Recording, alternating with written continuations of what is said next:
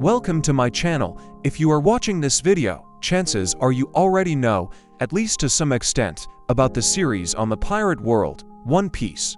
Today, I don't just want to talk about One Piece as a series, but about a big question. Why are millions of people, myself included, so captivated by a series that has spanned nearly 3 decades? And I have to be honest, in the past, I was completely on the outside. In my mind, One Piece was just a cartoon too long, too many episodes, and probably just for kids. But I was wrong. When I started watching, I realized the appeal of this story doesn't come from the epic fight scenes, but from its philosophical depth and profound humanity. It's how the author, Oda, fully expresses the personality, the story, and the ideals of every single character, making us not just watch, but immerse ourselves in that world of adventure. So, what exactly changed my perspective? From the very first episodes, we meet the red-haired pirates, Shanks' crew. They are pirates, yet they accept being despised, laughed at, even having alcohol poured over their heads by mountain bandits. All to protect the peace and laughter of a small town. The moment Shanks says, "You can do anything to me, but you don't mess with my friends," it showed us, not all pirates are butchers. They have ideals and protect what's right in their own way. That ideal is also embodied in the main character, Luffy, captain of the Straw Hat Pirates.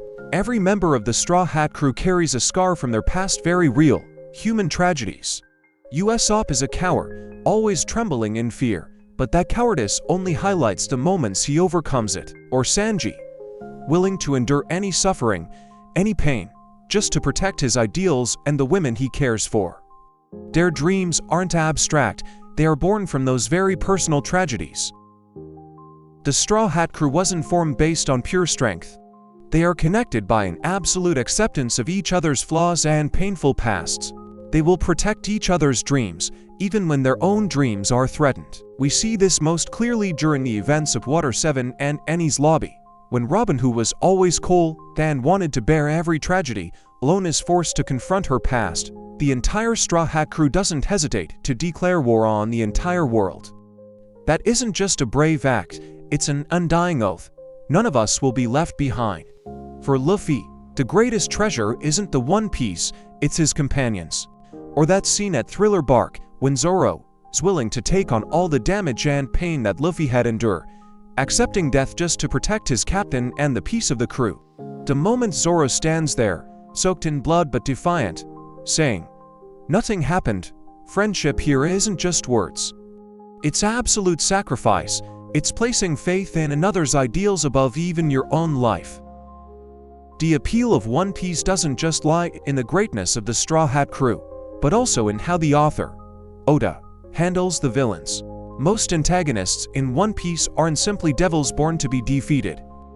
They are products of a distorted and unjust world. Every villain has their own philosophy, their own deep wound. Look at Doflamingo, he is the embodiment of corruption and manipulative power. But his tragedy stems from being rejected by his family and society. Or Blackbeard, a character who represents an absolute desire for freedom, willing to trample all rules to achieve his ambition. He is a perfect thematic opposite to Luffy. Both want to become the Pirate King, but one pursues an ideal of protection, while the other pursues destruction. Building villains with this much depth and clear motivation has turned the battles in One Piece from mere tests of physical strength into clashes of ideals and life philosophies. And the final, but most crucial element, One Piece is a master at evoking the full spectrum of emotions. This isn't just a story about powerful punches or spectacular action sequences.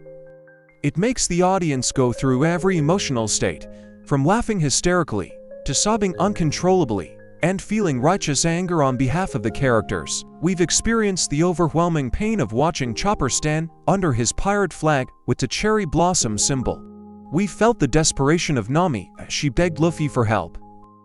Or that moment when Robin's entire world seemed to collapse at Enies Lobby. It is the honesty and intensity of these emotions that make One Piece transcend the boundaries of a comic book to become a monument to courage, friendship, and undying dreams.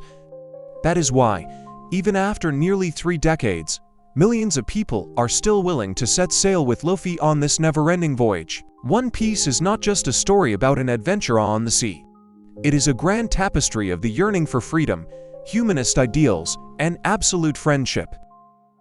So, what about you? What makes you love One Piece? Leave a comment below and share your story with me. Thank you so much for watching this video. Your support is the motivation for me to continue making better content.